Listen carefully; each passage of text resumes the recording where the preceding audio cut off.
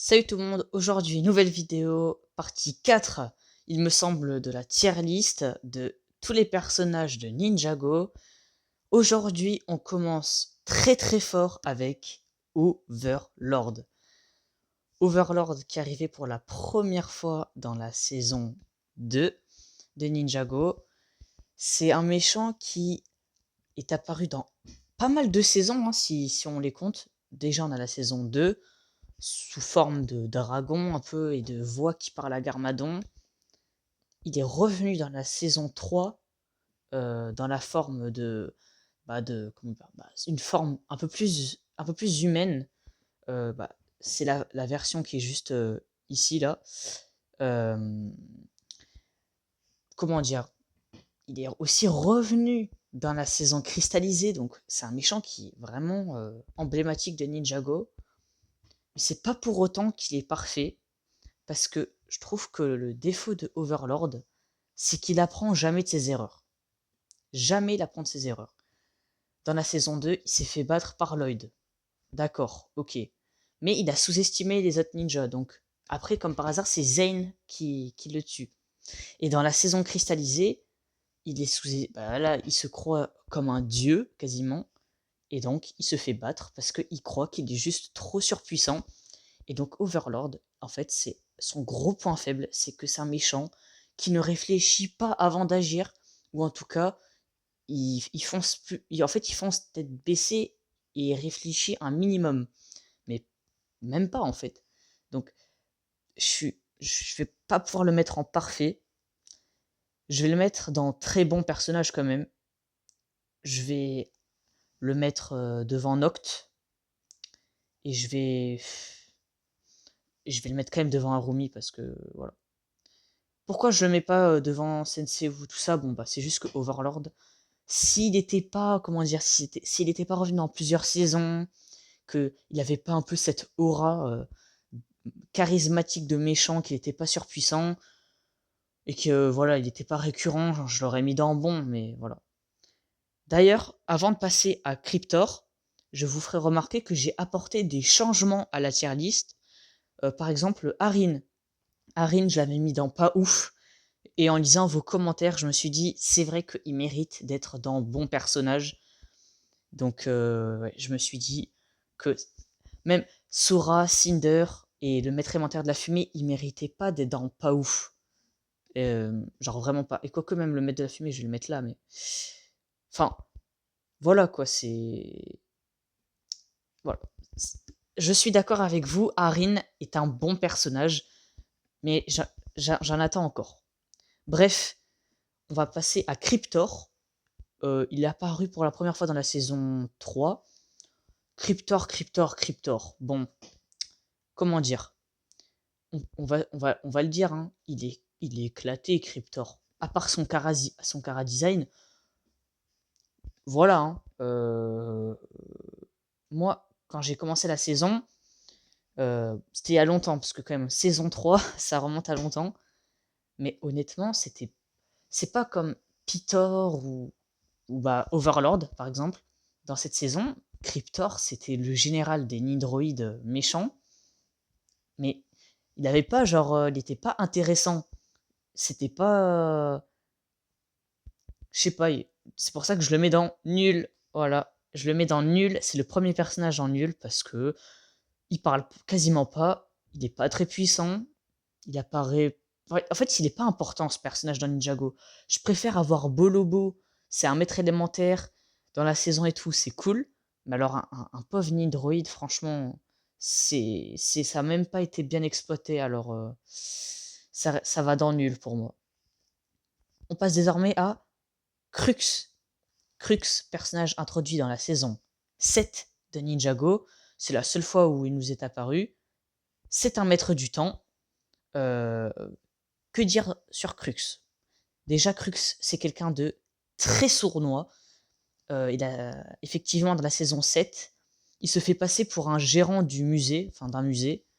Et donc les ninjas ne voient pas du tout que en fait c'est un c'est un méchant en fait. Sous cette apparence de gentil vieillard d'un musée, en fait c'est un maître du temps. Et Et moi, j'aime beaucoup Crux parce que, comme je l'ai dit, il est sournois, donc c'est-à-dire très intelligent, il sait ce qu'il fait, il sait très bien se battre. Lui et son frère, ils savent très bien se battre. Et surtout, il est super important parce que c'est lui qui a enlevé le père et la mère de Kayenia. Alors, ça rajoute un petit truc au personnage. C'est lui qui a privé Kai et Nya de leurs parents, quand même. C'est pas mal. Et Crux, qu'est-ce que je pourrais dire de plus sur Crux? Je sais pas trop. Mais en tout cas, je le mets dans très bon personnage. Oula. Voilà. Très bon personnage. Et je vais le mettre devant Noct. Et je vais le mettre devant Harumi. Et je le mets même devant Overlord. Y'a quoi maintenant? Qui peut m'arrêter là? C'est bon quoi? Crux, c'est bien mieux que Overlord parce que même si Overlord a plus de prestance et bien plus fort, et bien Crux, lui, il réfléchit avant et c'est ça qu'on aime dans Ninjago. C'est des méchants qui réfléchissent et qui arrivent à nous berner, nous, téléspectateurs. On passe désormais à Samukai. Samukai, lui, il a été introduit dans les pilotes de Ninjago, ce qu'on pourrait appeler la saison 0, juste avant de lancer la série. Bon, Samukai, clairement, il n'est pas très fort, il est même très bête aussi, mais pourquoi je vais pas le mettre dans nul?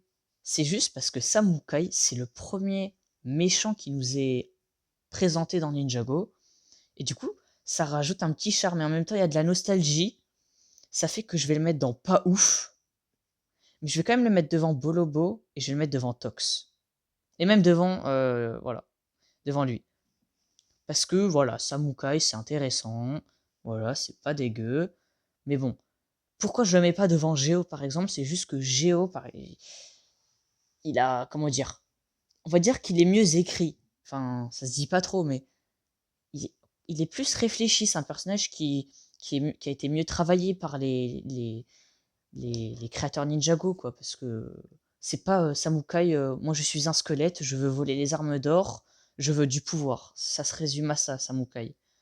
Voilà, c'est juste pour ça que je l'ai mis dans pas ouf. On passe désormais à Acronix. Alors, Acronix, pareil, introduit dans la saison 7 comme son frère Crux. Acronix est un maître du temps. Voilà, on va dire qu'il est à peu près comme son frère, sauf que Acronix, lui, il n'est pas sournois. C'est même, c'est même presque l'opposé. En fait, Acronix, il est fort, il est assez intelligent, mais le problème de Acronix, c'est comment dire, des deux frères, c'est plus lui qui va aller au combat. C'est-à-dire son frère va tout orchestrer et Acronix, lui, il va aller au combat. C'est lui qui dirige les troupes. Voilà.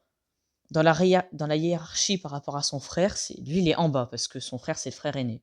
Donc Acronix, je vais le mettre dans très bons personnages, mais derrière Noct et Harumi et tout ça. Voilà. Donc ça reste quand même un très bon personnage. On a ensuite Kalmar. Alors, on va finir avec Kalmar d'ailleurs. Kalmar, personnage introduit dans la saison 15.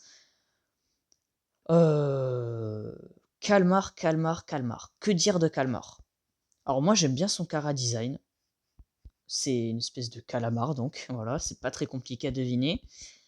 Kalmar le calamar donc, lui, il est... Moi j'aimais bien. Honnêtement, j'aimais bien Kalmar. Mais un truc qui m'a énervé avec lui, c'est un peu Asphira, mais dans le sens où, au lieu de dire tout le temps les mêmes choses, il fait tout le temps les mêmes choses. Voilà. Asphira, elle dit tout le temps revanche, revanche, revanche. Et bah lui, Kalmar, tout le temps, il veut tuer, tuer, tuer. Voilà, c'est insupportable tout le long de la saison.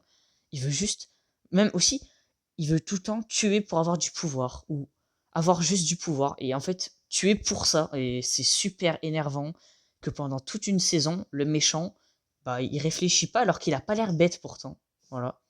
Donc c'est un peu énervant. C'est pour ça que je vais quand même le mettre très très haut dans bon. Et par contre là, ça va être un petit peu long comme vous pouvez le voir parce que bah, voilà, on va faire un petit peu comme ça. Voilà, hop, hop, hop, hop, hop, hop, hop, hop, hop. Voilà, ça dérègle un petit peu tout, mais voilà, Kalmar, ça reste un super personnage. Franchement, moi, j'ai kiffé, j'avais vraiment kiffé, ce personnage. Heu, D'ailleurs, un truc que j'ai trouvé assez, on va dire, bien fait, c'est que, Kalmar, à la fin, se fait, manger. Kalmar se fait manger par la j'ai oublié son nom, mais par l'espèce de dragon des eaux là, j'ai oublié et je trouve ça super, cool parce que d'habitude le méchant, il est pas vraiment tué, il est plus repoussé ou voilà, c'est un peu ça et là, Kalmar s'est littéralement fait tuer parce qu'il a créé en soi, c'est un peu ça. Il a délivré une bête pour qu'à la fin il se fasse manger par cette bête.